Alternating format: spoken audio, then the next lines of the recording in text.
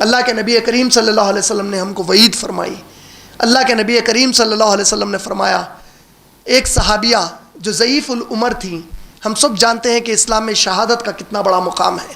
ایک آدمی اپنے بیوی، اپنے بچوں کو، اپنے جان کو، اپنے مال کو، اپنی کمائی کو، اپنی نوکری کو، اپنی خواہشات کو، اپنے ایک آرام کی زندگی کو چھوڑ کر اللہ کے راستے میں جاتا ہے اور وہ پھر قتل کر دیا جاتا ہے. اور اللہ کے نبی کریم صلی اللہ علیہ وسلم اس کے جو اونچائیاں بتائے ہیں، اللہ کے نبی صلی اللہ علیہ وسلم نے اس کے بارے میں جو فضیلتیں بتائی ہیں، ایسے شہید ہونے والے کے بارے میں، ایک ایسے صحابی نوجوان صحابی وہ شہید ہو گئے اللہ کے راستے میں انشاءاللہ. ان کی ماں جنگ کے میدان میں آ گئی اور ان کی ماں ضعیف تھی، وہ صحابی کی ماں. اللہ کے نبی کریم صلی اللہ علیہ وسلم وہی میدان میں موجود تھے. ماں نے اپنے نوجوان بیٹے کی نعش کو دیکھا اور اس کے چہرے کو ہاتھ لگایا جو خون میں لت پت تھا. چہرے کو ہاتھ سے پوچھا اور بولا، میرا بچہ اللہ کے راستے میں شہید ہو گیا. پیارے نبی صلی اللہ علیہ وسلم پیچھے کھڑے تھے، آپ کے ہاتھ میں ایک عصا تھا.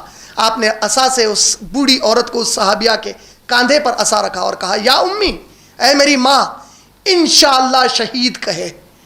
شہید ہو گیا گارنٹی مت بول، انشاءاللہ شہید بول. ہو سکتا ہے تیرا بیٹا کسی کی غیبت کیا ہو اور اس کا پہلے جواب دے گا. وہ بولے اللہ اکبر. شہید کے بارے میں اللہ کے نبی کریم صلی اللہ علیہ وسلم نے فرمایا، ہو سکتا تیرا بیٹا کسی کی غیبت کیا ہو اور اس کے لیے وہ پہلے اللہ کو جواب دے گا قیامت کے دن.